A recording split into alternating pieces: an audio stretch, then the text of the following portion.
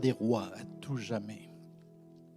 Vous avez un privilège, vous qui êtes chez vous, à nous écouter et à nous suivre, c'est que vous pouvez chanter. Nous, on n'a pas le droit. Et c'est une torture d'entendre ces chants et d'être pris derrière nos masques. Alors je me sens bien mieux comme cela. Merci à toute l'équipe. Et Dieu merci pour le Saint-Esprit. Le Saint-Esprit, ce n'est pas une vague notion théorique, ce n'est pas une théorie théologique. Ce n'est pas un courant d'air non plus. Le Saint-Esprit, pour nous chrétiens, c'est Dieu, le Père, le Fils et le Saint-Esprit, bien vivant, bien réel. D'ailleurs, si nous n'y croyions pas, je me demande bien ce que nous ferions en cet instant à être ici. Ça enlèverait tout son sens, ça enlèverait aussi tout l'impact que Dieu seul peut rendre possible dans nos cœurs, dans nos vies. Prions ensemble. Notre Père, merci pour le Saint-Esprit. Merci pour Jésus-Christ, qui est venu nous racheter de nos péchés, de notre misère, qui est mort et ressuscité pour nous, qui est remonté à ta droite, Père. Mais merci de ce qu'il a ensuite envoyé, le Saint-Esprit. Nous le célébrons aujourd'hui, en ce dimanche de la Pentecôte, mais vraiment c'est un événement qui mérite bien plus que cela. Et nous voulons t'ouvrir nos cœurs. Nous prions pour que tu conduises et que tu bénisses ces moments, non seulement pour nous, mais aussi partout à travers le monde où ton nom est élevé. Et nous pensons en ces moments aussi à tous ceux qui souffrent dans le monde, que ce soit à cause de la persécution. Je pense au Nigeria. Seigneur, bénis nos frères, nos sœurs, tous ceux qui ont placé leur confiance en toi et qui sont persécutés pour leur foi là et partout dans le monde. Et aussi ceux de toute autre religion ou croyance que ce soit. Seigneur, je pense à Israël, à Jérusalem. Ta parole, la Bible nous dit de prier pour la paix de Jérusalem. Alors nous invoquons le Saint-Esprit pour que Dieu se glorifie. Selon les prophéties, selon ta volonté, Seigneur, glorifie-toi dans toute cette région du monde, comme nous te le demandons pour tous ceux qui souffrent tellement de cette terrible pandémie. Je pense au Brésil, je pense à cette multitude d'orphelins, de gens qui sont laissés là dans le désarroi, là comme dans bien d'autres lieux.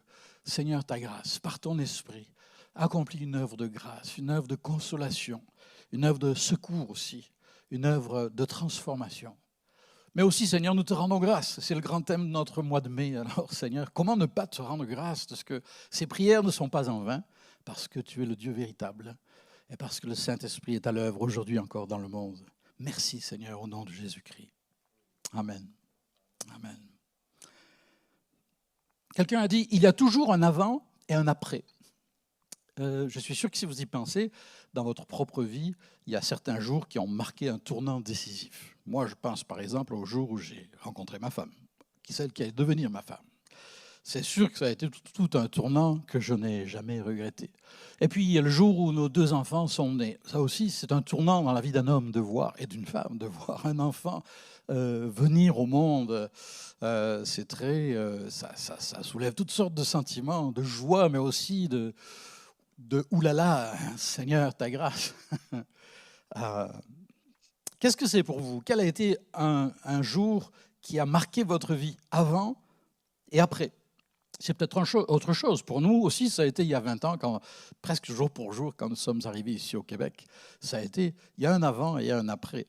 Et on est tellement reconnaissant pour l'avant et on est tellement reconnaissant pour le depuis, après. C'est quoi pour vous? Et puis, bien sûr, notre calendrier nous le rappelle, avant et après Jésus-Christ. On ne devrait pas dire après Jésus-Christ, on devrait dire depuis. Et puis, il y a la Pentecôte, le jour où le Saint-Esprit est descendu sur la terre, selon l'Évangile, selon la Bible, selon les actes des apôtres en particulier. Et un jour qui fait que jamais plus les choses ne seront tout à fait comme avant la Pentecôte, depuis la Pentecôte. C'est ce qu'on va partager pendant ces quelques moments, si vous voulez bien. La Pentecôte, ce n'est pas un événement qui a eu lieu à un moment donné, localement, à Jérusalem, et puis ça s'arrête là. C'est tellement plus que cela. D'ailleurs, on va lire un extrait du récit de la Bible de la Pentecôte. Et si vous l'avez lu 50 fois, eh bien, essayez de le redécouvrir. Dites, Seigneur, aide-moi à le redécouvrir, oui, ce texte. Actes chapitre 3. Lisons ensemble. Quand le jour de la Pentecôte arriva, ils étaient tous ensemble au même endroit. Tout à coup, il vint du ciel un bruit comme celui d'un vent violent qui remplit toute la maison où ils étaient assis.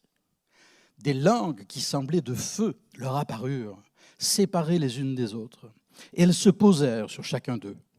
Ils furent tous remplis du Saint-Esprit et se mirent à parler en d'autres langues, comme l'Esprit leur donnait de s'exprimer. Or, il y avait un séjour à Jérusalem des Juifs, hommes pieux, venus de toutes les nations qui sont sous le ciel. C'était la traditionnelle fête de la Pentecôte, fête des moissons pour le peuple juif, encore aujourd'hui. Et il est dit, à ce bruit, ils accoururent en foule et ils furent stupéfaits parce que chacun les entendait les disciples, parler dans sa propre langue, qu'ils ne connaissaient pas, ceci dit. Ils étaient tous remplis d'étonnement et d'admiration. Ils se disaient, comment se fait-il que nous les entendions chacun dans notre propre langue parler des merveilles de Dieu? Alors ensuite, Pierre va expliquer que c'est l'accomplissement en fait, de paroles prophétiques. Il explique le sens de cet événement. Et un peu plus loin, il est dit, après avoir entendu ce discours, ils eurent le cœur vivement touché. Et ils dirent à Pierre et aux autres apôtres, « Frères, que ferons-nous » Pierre leur dit, « Changez d'attitude ». Ce qui peut être traduit de toutes sortes de manières. Changer de pensée, changer de perspective, de position, de mentalité. Bref, en un mot, repentez-vous. Repentez-vous. Ah, mais pas trop ce mot-là. Ça dérange, ça décoiffe, ça trouble. Mais c'est exactement cela. Et que chacun de vous soit baptisé au nom de Jésus-Christ pour le pardon de vos péchés. Et quand j'aime ce mot « baptiser ». Je dois faire attention parce que depuis ces histoires de vaccins, plusieurs fois j'ai fait un lapsus, j'ai bien fait rire ma femme en disant oui, il y a ceux qui ont déjà été vaccinés, et ceux qui... Alors, il ne faut pas tout à fait confondre quand même. Mais baptiser, ça veut dire immerger, ça veut dire inonder, ça veut dire plonger, littéralement. Autrement dit, Dieu a toujours eu pour intention de nous plonger dans son amour, dans sa grâce, et pas seulement d'y toucher du bout des doigts de temps en temps quand ça va bien. Soyez baptisés pour le pardon de vos péchés, vous recevrez le don du Saint-Esprit. En effet, la promesse est pour vous, la promesse du Saint-Esprit, pour vos enfants et pour tous ceux qui sont au loin. C'est nous, ça, parce que de Jérusalem à Québec et à votre région du monde, ça peut être très loin. Hein. En aussi grand nombre que le Seigneur notre Dieu les appellera. Extraordinaire ouverture, perspective. Dieu a tant aimé le monde qu'il a donné son Fils unique. Et Dieu a tant aimé le monde qu'il a donné son Saint-Esprit pour que tout le monde sache qu'il a donné son Fils unique par amour pour chacun de nous. La Pentecôte, c'est un petit peu un aboutissement et un avènement. C'est l'aboutissement de tout ce que Jésus-Christ est venu accomplir par sa mort et sa résurrection, qui aurait été en vain si ça n'avait touché qu'un temps donné à un endroit, donné quelques personnes autour de lui. Ça n'aurait pas été en vain pour eux, mais pour nous. Le Saint-Esprit est venu parce que Dieu voulait que le monde entier bénéficie de la grâce qui est en Jésus-Christ. Et puis c'est un avènement, c'est l'aboutissement, mais c'est aussi l'établissement d'une nouvelle ère. Plus rien ne sera comme avant. Il y a eu l'avant Pentecôte, il y a eu l'après. J'aimerais partager avec vous juste ensemble qu'on puisse lire, même je vous encourage à le lire à haute voix, vous allez voir, ça fait du bien. C'est un bon exercice. Sauf si ça dérange vos voisins, bien sûr. Jean chapitre 3, verset 8, Jésus répond à Nicodème qui ne comprend pas très bien comment on peut naître de nouveau. Hein. Born again, ce n'est pas un truc américain, là, c'est de Jésus, ça. Hein. C'est lui qui a inventé le concept. Être né de nouveau, c'est commencer une vie nouvelle, c'est être régénéré de l'intérieur par la grâce de Dieu. Quand on se repent et qu'on place sa confiance en lui, c'est un miracle. D'ailleurs, c'est ce que dit Jésus. Le vent souffle où il veut et tu en entends le bruit, mais tu ne sais pas d'où il vient ni où il va. C'est un mystère. C'est aussi le cas de toute personne qui est née de l'Esprit. Quand on accueille Christ, on accueille ensuite son Esprit qui devient accessible à chacun. Jean chapitre 16, verset 7, une parole étonnante. Cependant, dit Jésus, je vous dis la vérité, il vaut mieux pour vous que je m'en aille. Il était encore avec ses disciples. Hein. En effet, si je ne m'en vais pas, le défenseur ne viendra pas vers vous, mais si je m'en vais, je vous l'enverrai. Et puis un peu plus loin, Jean chapitre 20, il est dit, Jésus souffla sur ses disciples et leur dit, recevez le Saint-Esprit. Ceux à qui vous pardonnerez les péchés, ils leur seront pardonnés. Ceux à qui vous les retiendrez, ils leur seront retenus. Parole étonnante. Juste, je fais un petit flashback sur Jean 16. C'est quand même incroyable que Jésus dise, il vaut mieux que je m'en aille. C'est lui qui fait des miracles, c'est lui qui multiplie les pains et les poissons, c'est lui qui guérit les malades et qui ressuscite des morts. Et il dit, bon, il vaut mieux que je m'en aille. Pardon? Oui, parce que si je m'en vais, je vais vous envoyer le Saint-Esprit. Et ce que j'ai fait en un lieu, en un endroit à la fois, mon Père l'accomplira et nous l'accomplirons partout et en tout temps et à travers les générations. Dieu est un Dieu de miracles pour toutes les générations et pour la nôtre qui en a tellement, tellement besoin. Oh, ce n'est pas toujours les miracles spectaculaires ou ce à quoi on s'attend et qu'on voudrait pour satisfaire nos désirs et nos ambitions, mais ce sont toujours des miracles qui sont à la gloire de Dieu. Et c'est ceux auxquels nous aspirons. Et puis aussi cette parole étonnante qu'on vient de lire dans Jean 20, Jésus souffla sur eux et leur dit « Recevez le Saint-Esprit ». C'est intéressant parce que c'est la fin de l'Évangile, c'est l'aboutissement de l'Évangile. Et c'est un petit peu une pré-Pentecôte. Ce n'est pas encore la Pentecôte, ce n'est pas ce qu'on vient de lire dans Actes chapitre 3, mais c'en est l'annonciation, si j'ose dire, l'annonce, le préambule en quelque sorte. Et ils savent, à l'instant où Jésus souffle sur eux, même si sans doute ils n'ont pas vécu la même expérience, en tout cas le texte ne dit rien de cette expérience qu'elle ait été extraordinaire, mais elle a marqué leur esprit, c'est clair. Jésus leur soufflant dessus et disant « Recevez le Saint-Esprit ». Et quelques jours plus tard, c'est ce qui allait se passer précisément, de manière assez spectaculaire. C'est un événement sans précédent. Il y a un avant la Pentecôte et il y a un depuis, ou après, mais plutôt depuis. Un événement qui va avoir un effet ricochet à travers les époques. Et quand on lit le livre des Actes des Apôtres, c'est assez fascinant. Après Acte 3, où le Saint-Esprit descend sur la terre, il dit dans Acte 8, Pierre et Jean posèrent les mains sur eux, c'était des Samaritains qui venaient de placer leur foi en Jésus-Christ, et ils reçurent le Saint-Esprit. Il faut savoir que les Samaritains, ce n'est plus tout à fait des Juifs. Et les Juifs, comme tout le monde, avaient tendance à se replier un petit peu sur eux-mêmes, pensaient que c'était pour eux toute cette bénédiction. Parce que dans Acte 3, c'était essentiellement des Juifs et de ceux qui étaient proches de leur culture. Mais là, ce sont aussi les Samaritains qui sont remplis du Saint-Esprit. Acte 10, Pierre parlait encore quand le Saint-Esprit descendit sur tous ceux qui écoutaient la parole. Et tous les croyants qui étaient là autour, juifs, étaient stupéfaits d'entendre les autres, qui n'étaient pas des juifs, parler en langue et célébrer la grandeur de Dieu. Parler en langue, c'est beau, c'est le langage du cœur qui va au-delà des mots du dictionnaire. C'est un privilège immense que Dieu accorde à ceux qui baptisent dans son Saint-Esprit.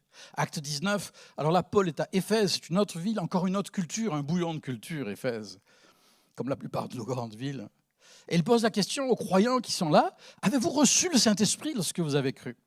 Et lorsque Paul posa les mains sur eux, le Saint-Esprit vint sur eux et ils se mirent à parler en langue et à prophétiser. C'est un petit peu comme un effet ricochet ou les ronds dans l'eau, si vous voulez. D'abord, c'est à Jérusalem, les Juifs, ensuite des Samaritains, mi-juifs, mi-païens, et puis ensuite ce sont des païens, comme on dit, c'est-à-dire des non-juifs. Et il est dit plus loin, plutôt en recul dans Acte 3, mais changez donc d'attitude, convertissez-vous, repentez-vous et convertissez-vous, ça veut dire tournez-vous vers Dieu qui vous accorde sa grâce en Jésus-Christ pour que vos péchés soient effacés. Alors, et j'aime beaucoup cette expression, des temps de rafraîchissement viendront de la part du Seigneur. Et il enverra le Messie qui vous était destiné, Jésus. Ça, c'est quelque chose. Quelquefois, j'ai entendu dire, et pourquoi pas, chacun son vocabulaire, « Seigneur, envoie-nous une nouvelle Pentecôte ». Je pense que c'est une erreur théologique, si je peux me permettre. C'est un peu comme demander que le Seigneur revienne pour accomplir ce qu'il a accompli à la croix. La Pentecôte a été accomplie une fois pour toutes. Par contre, sûrement, nous pouvons dire, « Seigneur, envoie-nous des temps de rafraîchissement ». Viens renouveler, viens permettre que cette réalité de la Pentecôte qui a eu lieu il y a 2000 ans, qu'elle puisse s'étendre jusqu'à nous, jusqu'à notre ville, jusqu'à nos familles, jusqu'à notre monde, jusqu'à notre génération. Des temps de rafraîchissement. Le Saint-Esprit vient pour faire de nous des témoins, des disciples engagés qui le servent dans ce monde. Ce n'est pas pour un trip de notre ego, pour nous faire plaisir, pour nous faire vivre des choses extravagantes, même si Dieu peut nous étonner. C'est pour nous équiper, c'est pour nous transformer à l'image de Jésus-Christ.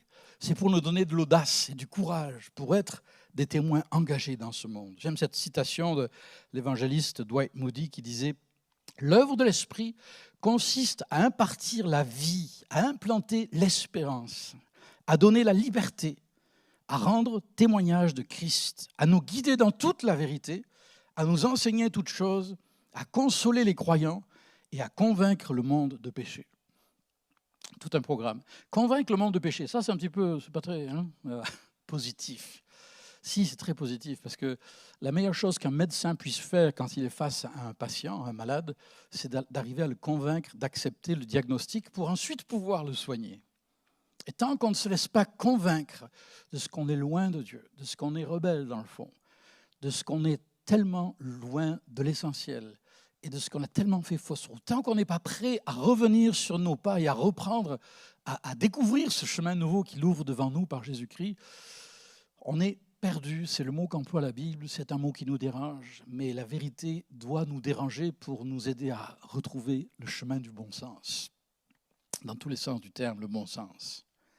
Partout dans le monde, le Saint-Esprit, depuis 2000 ans, agit. Ne laissez pas les apparences de ce qui peut paraître dans les médias vous en dissuader. D'ailleurs, aujourd'hui, dans le monde, l'Évangile et la foi chrétienne progressent d'une manière extraordinaire dans bien des régions du monde, de manière souvent bien étonnante. Notre directeur exécutif des missions internationales des Assemblées de la Pentecôte, dont nous sommes, Mary Cornelius, je le lisais pas plus tard qu'hier, disait qu'on a vu plus de musulmans venir à la foi en Jésus-Christ ces 20 dernières années que dans les 14 siècles qui ont précédé. Ça vous dit quelque chose? Dieu aime tous les hommes, toutes les femmes, toutes ses créatures, et nous aime tendrement. Il a donné son Fils pour tous et pour chacun, pour toutes les cultures, pour toutes les coutumes. Et ce n'est même pas une question de religion, c'est une question d'espérance, une question de vie, c'est une question de foi, bien sûr, oui. Ah, la Pentecôte, c'est quelque chose, hein. Un souffle nouveau. Vous avez peut-être remarqué plusieurs fois dans les textes qu'on vient de voir, il y a question de souffle. Hein. D'ailleurs, il est dit qu'il y a eu le bruit d'un vent impétueux. Ça a été le premier signe de la Pentecôte. Très intéressant. Le mot esprit, en grec, qui est la langue dans laquelle le Nouveau Testament a été écrit, c'est le mot pneuma. Pneuma, en français, on dirait. Hein. Souffle, vent. D'où vient le mot pneumatique? C'est peut-être pas très élégant, mais ça dit bien ce que ça veut dire. Quand vous êtes sur la route, vous êtes bien content d'avoir des bons pneumatiques bien gonflés. Je ne dis pas qu'il faut être gonflé à bloc. Il y a des gens qui sont trop gonflés à bloc. Alors, si les pneus sont trop gonflés, la route est dure. Vous savez, ce n'est pas très confortable. Mais juste ce qu'il faut, dans l'équilibre. Mais c'est une belle image, parce qu'on ne pourrait pas rouler à 100, 110. Je suis sûr que vous ne roulez pas plus vite que ça. Si on n'avait pas des pneumatiques gonflés juste comme il faut. C'est curieux quand même. C'est l'air qui nous permet de rouler aussi vite. Sinon, ce serait insupportable. C'est aussi le mot pneuma, esprit, d'où vient le mot poumon. En tout cas, la racine du mot est aussi celle du mot poumon. C'est intéressant. De même, du mot hébreu dans l'Ancien Testament, qui se dit plus ou moins ruach, qui est un mot qui veut dire aussi souffle, respiration. On va y revenir dans un instant. Le vent, le souffle. Je trouve que c'est une image magnifique. Quand il fait chaud, on l'apprécie, le vent, le souffle. Les scientifiques nous disent que c'est le vent qui oxygène les océans et les lacs. Pas de vent, pas d'oxygène. En tout cas, pas suffisamment. J'aimerais vous montrer une image. Je ne sais pas ce qu'elle va évoquer pour vous. Je sais ce qu'elle va évoquer pour certains.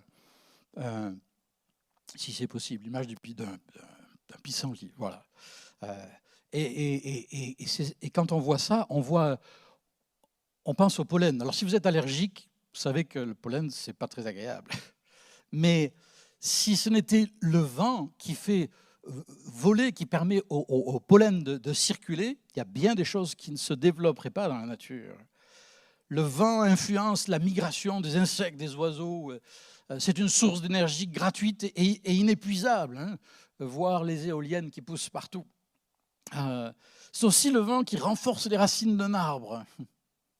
J'ai été surpris d'apprendre, je ne suis pas assez jardinier sans doute, mais j'étais surpris d'apprendre que quand on met un tuteur au pied d'un arbre, d'un jeune arbre, en réalité, le tuteur ne doit pas être serré trop. Il faut normalement laisser toujours un peu de marge pour que le vent puisse faire travailler le tronc de l'arbre grandissant et ainsi le forcer à approfondir ses racines. Toute une réflexion là-dessus. Le vent fait bien des choses assez extraordinaires. D'ailleurs, on nous le dit, ouvrez les fenêtres, il faut que l'air circule pour que le virus ne circule pas. Ça veut tout dire. Hein. Le vent peut abréger un vol transatlantique en avion, quelquefois de plusieurs heures. D'ailleurs, le vol pour aller vers l'Europe depuis l'Amérique du Nord est toujours plus, ça y est, c'est là que je me trompe souvent, c'est toujours plus court que dans le sens inverse à cause du jet stream, pas du Gulf Stream, du jet stream. C'est quelque chose assez fascinant, la nature, toutes les leçons qu'elle nous enseigne. Mais laissez-moi vous dire que le souffle du Saint-Esprit fait bien plus encore. Il est capable d'oxygéner notre âme fatiguée et languissante, à bout de souffle.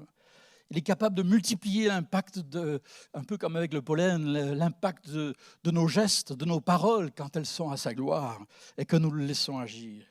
Il est même capable, le souffle de Dieu, de nous transformer, de nous façonner à l'image de Jésus-Christ. Il est capable de rendre notre service efficace et de lui permettre de porter du fruit. Quelques autres textes très rapidement, mais ça vaut la peine vraiment. Quand on ouvre la Bible, on tombe sur ce qui est peut-être les 2 versets les plus déterminants, les plus extraordinaires de toute l'Écriture. C'est dans la Genèse, chapitre 1er. Pas difficile à trouver. Il est dit, « Au commencement, Dieu créa le ciel et la terre. La terre n'était que chaos et vide. » En hébreu, les mots employés sont traduits couramment par tohu bohu. C'était la confusion. J'allais dire le bazar. Mais bien pire, chaos et vide. Un petit peu comme l'argile sur le tour du potier. C'est un paquet d'argile. Ce n'est pas parce qu'il y a eu forcément de la confusion, c'est parce que le travail était à faire. Il y avait des ténèbres à la surface de l'abîme et l'Esprit de Dieu planait au-dessus de l'eau ou voltigeait au-dessus de l'eau. L'Esprit de Dieu était là.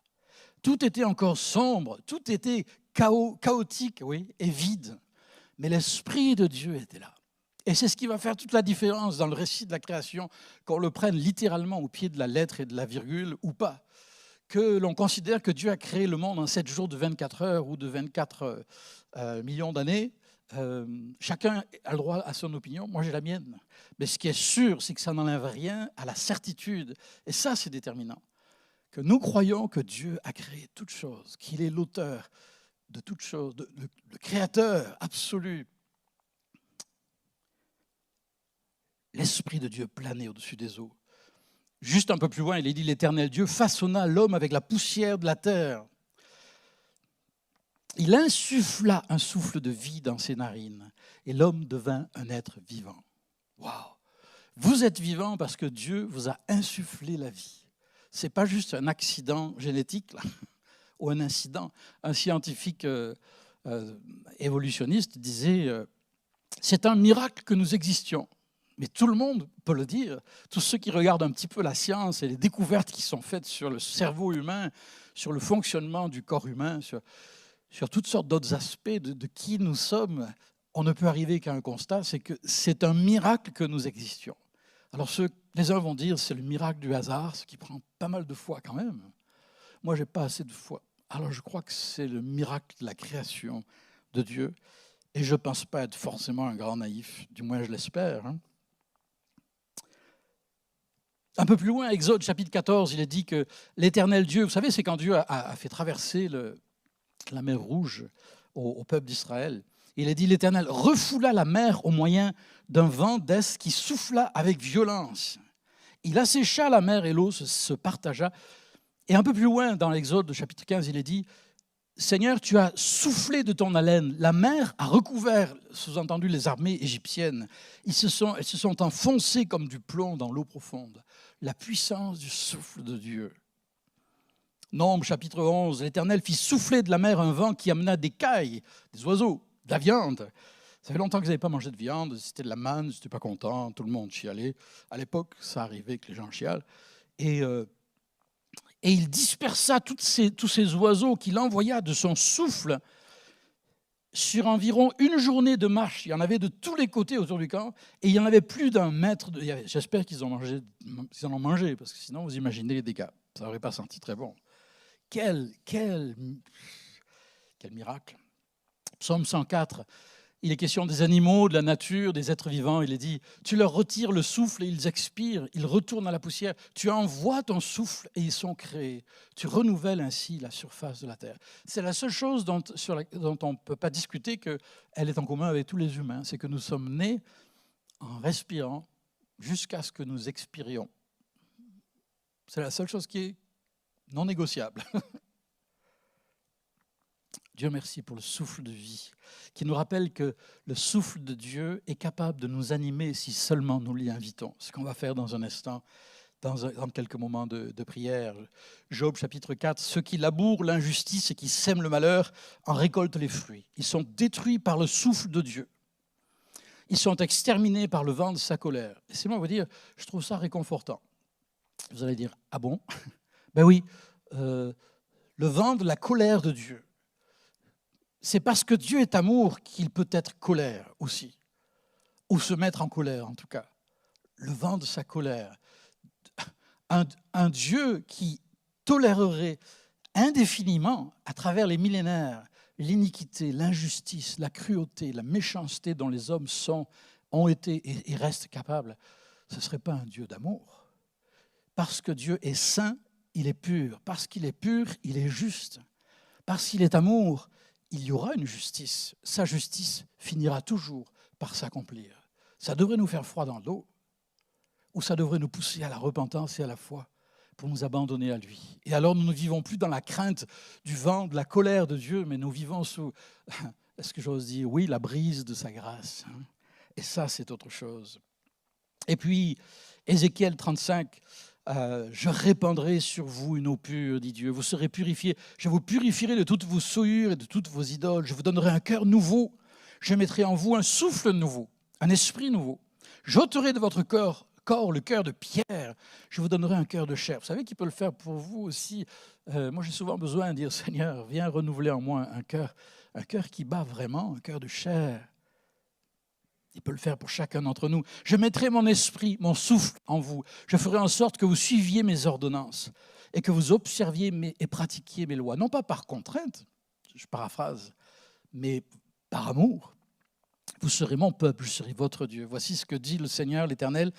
Esprit, ça c'est un peu plus loin, c'est un chapitre incroyable, mais il faut le croire. Ézéchiel 37, la vision de la résurrection d'un paquet d'ossements desséchés. Enfin, c'était assez terrible comme vision. Mais le prophète va recevoir de Dieu cet ordre de dire, viens, Esprit Saint, viens des 4 vents, souffle sur ces morts et qu'ils revivent. Alors j'ai prophétisé, c'est-à-dire j'ai parlé, j'ai dit ce que Dieu m'a dit de dire. Alors l'Esprit est entré en eux, ils ont repris vie, puis ils se sont tenus sur leurs pieds. Ça, c'est ce que le Saint-Esprit est capable de faire. Et si vous êtes à terre à cause des circonstances de votre vie, à cause du découragement, à cause de toutes sortes d'échecs successifs, à cause de toutes sortes de drames que vous avez vécus, ça, c'est la bonne nouvelle. Il est capable de vous aider, de vous donner, de reprendre vie, alors que vous placez votre confiance en lui, et de vous tenir sur vos pieds pour prendre les décisions qui s'imposent et pour continuer la route. Et puis Zacharie 4, ça je le dédie à notre pasteur Paul Corriveau et à toute son équipe. Cette œuvre, il s'agissait de reconstruire le temple de Jérusalem. Vous ne l'accomplirez ni par votre bravoure, ni par la force, mais par mon esprit, dit le Seigneur des armées célestes. Et qui es-tu, toi, grande montagne? Devant mon serviteur, tu seras transformé en plaine. C'est pas beau ça? C'est pas encourageant? Merci Seigneur pour les progrès formidables qui sont faits dans l'aménagement des locaux du Carrefour. J'en suis témoin aujourd'hui même. Mais merci Seigneur de ce que Dieu nous confie un outil extraordinaire pour accomplir une œuvre qui est extraordinaire, pour voir s'accomplir l'action du Saint-Esprit dans cette ville toujours davantage. Oh, ce n'est pas un temple que nous bâtissons. Le temple, c'est nous. Nous sommes le temple du Saint-Esprit. Mais quelle grâce de pouvoir voir ce lieu comme un instrument pour le royaume de Dieu, pour servir et bénir notre génération. Alors, finalement, le vent, pour revenir au vent, on pourrait dire le vent emporte et apporte beaucoup de choses. Le vent souffle pour... je me souviens, quand on avait une maison, on avait un jardin où il y avait beaucoup de feuilles mortes à l'automne. Et il y a une année où j'avoue, je vais en profiter pour me confesser, j'ai remarqué que j'étais fatigué de ramasser tout le temps les feuilles. J'ai aussi remarqué que quand je patientais un petit peu, à un moment ou l'autre, avec les tempêtes d'automne, vous savez, il y avait de méchants coups de vent qui faisaient le ménage bien mieux que moi. Alors, je ne suis pas allé consulter mes voisins pour leur demander leur avis. D'ailleurs, le vent faisait autant pour eux. Mais je n'ai pas toujours pratiqué ça, mais ça m'a fait du bien de vous le dire quand même. Le vent balaie les feuilles mortes. Seigneur, balaie les feuilles mortes, les pensées mortes et les pensées de mort et les choses qui peuvent accabler notre esprit dans cette journée. Le vent chasse et bannit les détritus, les impuretés en suspens dans l'air, et même les moustiques, qu'on appelle les maringouins au Québec. Ça, c'est pour les non-initiés. Le vent nettoie l'atmosphère, il chasse le brouillard et le nuage. Il chasse aussi la crainte, la honte, l'égoïsme, l'orgueil, les préjugés, les colères, les jugements à l'emporte-pièce. Oh Saint-Esprit, viens souffler sur ma vie ce matin. Viens emporter tout ce qui veut être emporté au loin. Et viens apporter tout ce qui me fait tellement défaut. Ta grâce, ta douceur, ta patience, le caractère de Jésus. La puissance d'être un témoin efficace dans ma génération, d'accomplir ce que tu me confies, de le faire avec joie et avec amour et avec simplicité. Je ne sais pas si ça va fonctionner. Il y a une autre image que j'aurais aimé vous montrer, qui est celle que je trouve magnifique, avec ce texte qui l'accompagne, qui dit « Dieu fournit le vent à l'homme de hisser la voile ». C'est pas beau ça? Le voilier est pas mal non plus. C'est impressionnant qu'un bateau de cette taille puisse naviguer à travers les océans par la voile, par le vent, en reconnaissant qu'il a besoin de quelque chose de plus grand, de plus fort que lui. On va beaucoup plus loin avec un voilier, si on sait s'en servir, qu'avec un bateau à moteur. Peut-il limiter les possibilités? Dieu fournit le vent. Il a envoyé son esprit à l'homme de hisser la voile. C'est ce que nous faisons chaque fois que nous ouvrons sa parole, comme ce matin, pour la lire. Mais aussi dans le secret de notre maison, notre autobus, notre bureau. Attention quand même. Hisser la voile, c'est aussi apprendre à prier par l'esprit en s'abandonnant à Dieu et à sa volonté. C'est aussi oser témoigner, oser répandre des semences d'espoir autour de nous.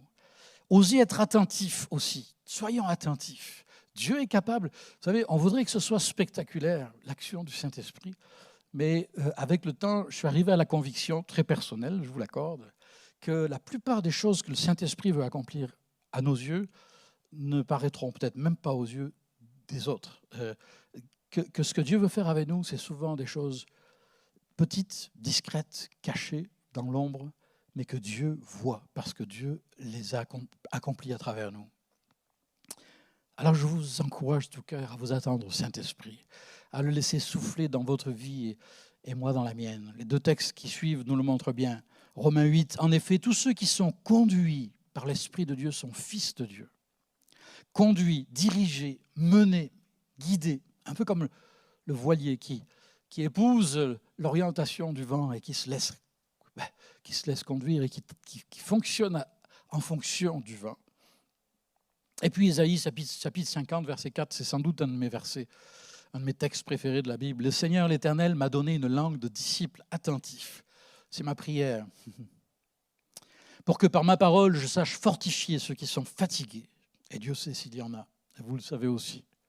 Et vous l'êtes peut-être vous-même aujourd'hui. Dieu me fait tendre l'oreille matin après matin afin que je l'écoute comme un disciple. J'aimerais vous lancer ce défi aujourd'hui, de vous attendre au Saint-Esprit pour souffler sur votre vie, mais pas juste pour une expérience momentanée, aussi glorieuse soit-elle.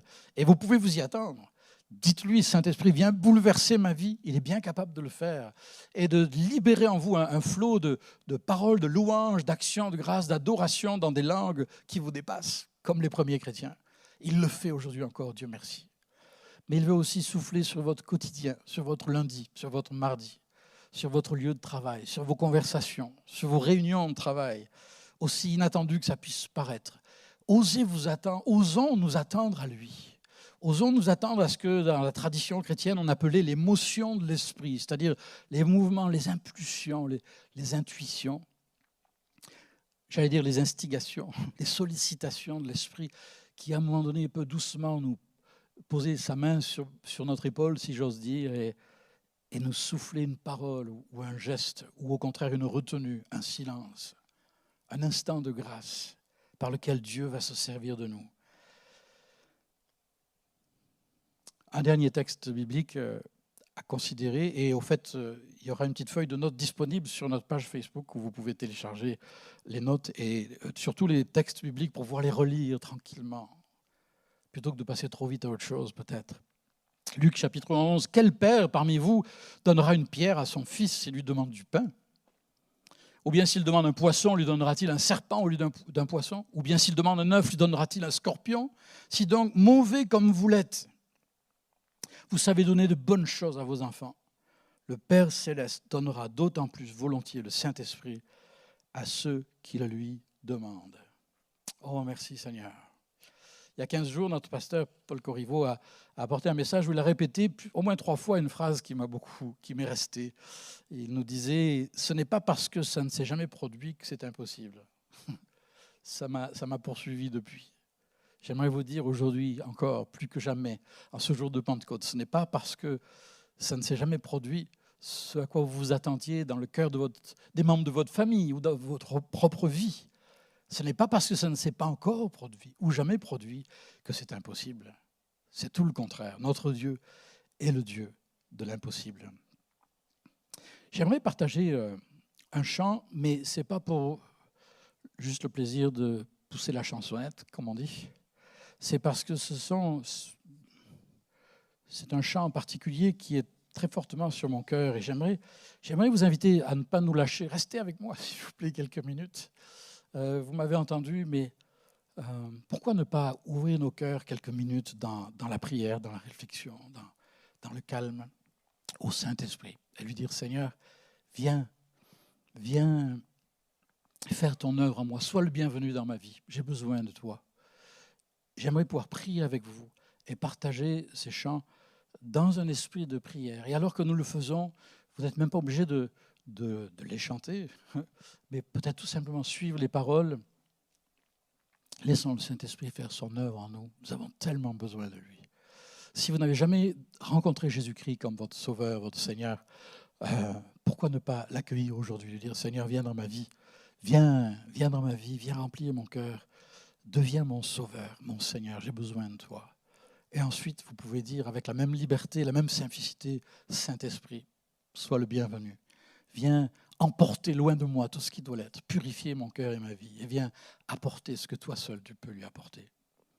Merci, Père, de nous aider dans ce moment. Je te le demande au nom de Jésus. Amen. Saint-Esprit, sois le bienvenu. Viens et fais en nous ce qu'il te plaît. Merci, Seigneur.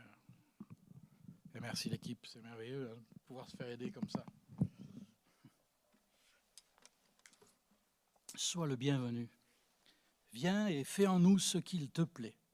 Dans ta grâce, viens nous purifier. J'espère vraiment que vous essaierez de le chanter avec moi.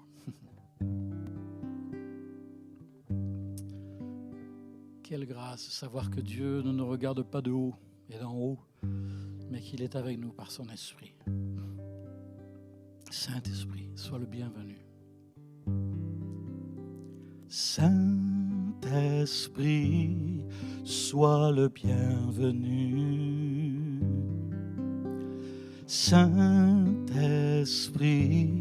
sois le bienvenu. Chantez avec moi, je vous écoute. Saint-Esprit, sois le bienvenu. Saint-Esprit, sois le bienvenu. Viens et fais en nous ce qu'il te plaît. Dans ta grâce, viens nous purifier. Envahis notre être tout entier. Oui, Saint-Esprit, doux Saint-Esprit, Saint-Esprit, sois le bienvenu. Saint-Esprit, sois le bienvenu. Saint-Esprit, sois le bienvenu. Viens et fais en nous ce qu'il te plaît. Dans ta grâce vient nous purifier. Envahis notre être tout entier. Oui, Saint-Esprit, doux Saint-Esprit, Saint-Esprit, sois le bienvenu. Viens et fais en nous ce qui te plaît. Dans ta grâce, viens nous purifier. Envahis notre être tout entier. Oui, Saint-Esprit,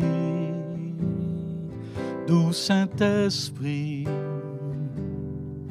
Saint-Esprit, sois le bienvenu. Oui, Saint-Esprit,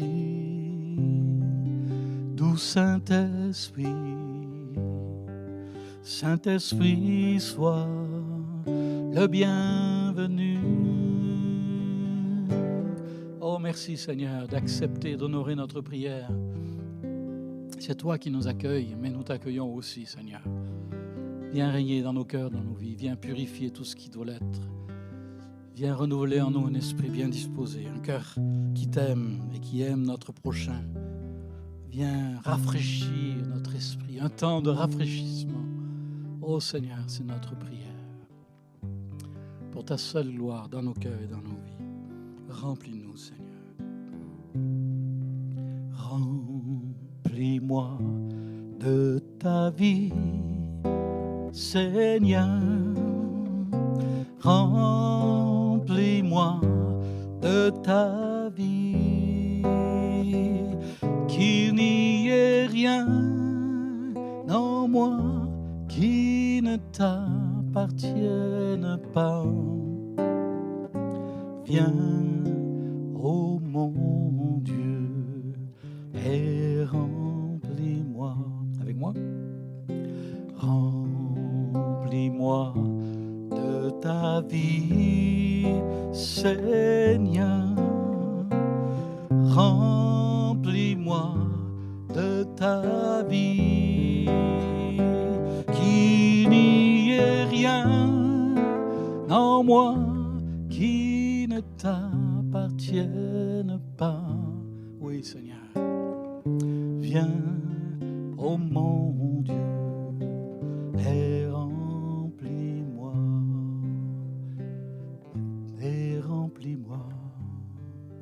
Seigneur. Oui, Seigneur, tu le fais maintenant. Alléluia. Vous vous rendez compte là où vous êtes, dans votre salon, dans votre cuisine, dans votre voiture, vous pouvez être rempli du Saint-Esprit. Merci, Esprit de Dieu, d'accomplir la promesse dans nos cœurs, dans nos vies.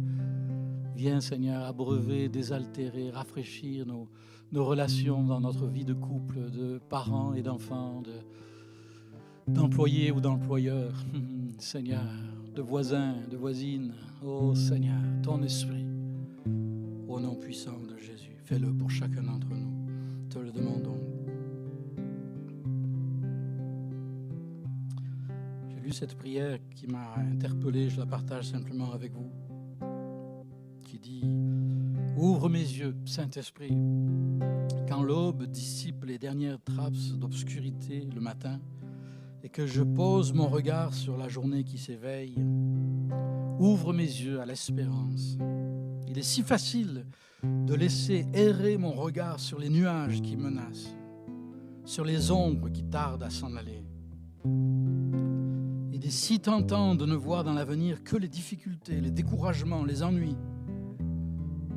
Fais-moi la grâce de discerner la lumière de tes projets, la joie de tes actions, la justice de tes désirs, qui peuvent habiter les heures à venir de ma journée. Apprends-moi à découvrir ma vie avec les yeux de ton espérance. Permets-moi d'accomplir aujourd'hui les projets que tu as pour moi et d'être pour mes proches un reflet de ta personne. Amen. J'invite les musiciens à me rejoindre et pendant ce temps, j'aimerais juste partager un dernier chant qui est aussi une prière et une confession en même temps. Avec ton esprit, nous verrons ta grandeur, nous vivrons l'unité, nous connaîtrons ton cœur. Nous serons tes témoins jusqu'au bout de la terre. Merci Seigneur. Avec ton esprit, nous verrons ta grandeur, nous vivrons l'unité, nous connaîtrons ton cœur, nous serons tes témoins jusqu'au bout de la terre. Nous aurons la puissance pour vaincre la chair. Avec ton esprit, tu as dit que tu donnes librement ton esprit. Tu as dit de demander, alors nous voici. Avec ton esprit, avec ton esprit, oui, nous verrons ta grandeur, nous verrons ta grandeur, nous vivrons l'unité, nous connaîtrons ton cœur, nous serons tes témoins jusqu'au bout de la terre, nous aurons la puissance vaincre la chair. Avec ton esprit, tu as dit que tu donnerais librement ton esprit. Tu as dit de demander, alors nous voici. Avec ton esprit, avec ton esprit, avec ton esprit. Oh Seigneur, que nous puissions ne jamais aller sans ton esprit, mais toujours compter sur lui. Et au fait, puisque demain, c'est la journée des patriotes au Québec, alors Seigneur, fais de nous des patriotes du royaume de Dieu. Et sers-toi de nous comme il te plaît, pour ta seule gloire. Amen et merci.